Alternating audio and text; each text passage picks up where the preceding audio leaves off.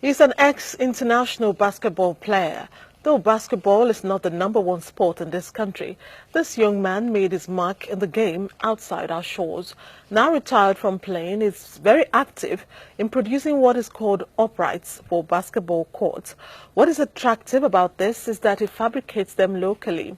Paul Ogaji caught up with him and introduced him to us.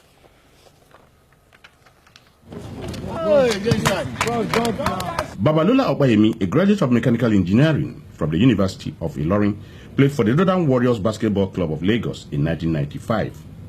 He proceeded to Aberdeen in Scotland for a master's degree during time he played professional for the Shell Pecton of Aberdeen. It was the basketball upright at the National Institute of Sports in Lagos that attracted my attention. On inquiry, I was told it was fabricated by a former basketballer who now resides in Ayetoro. Curiosity took me all the way to Babalola's workshop in Ayetoro, Ogun State. The surprise visit was quite revealing. I was passionate about the game of basketball because this is a game which I've had over 21 years experience in. And I've seen a lot of equipment in and outside of the country.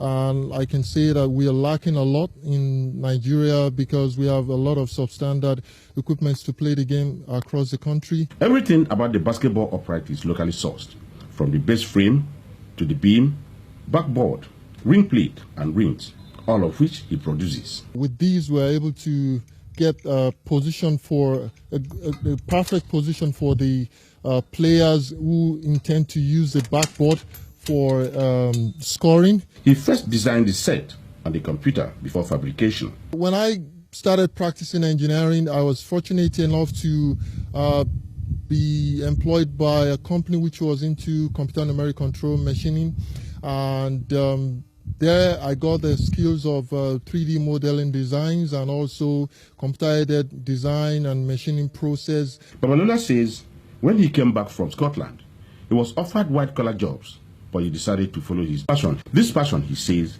further motivated by the 3 years he lived in Angola, where basketball is given priority. For every 500-meter radius in the city of Luanda, there is a basketball court. So I was like, what is the secret behind, these people's dominance of basketball in Africa? I realized it was because of the availability of equipment, for the kids to play with.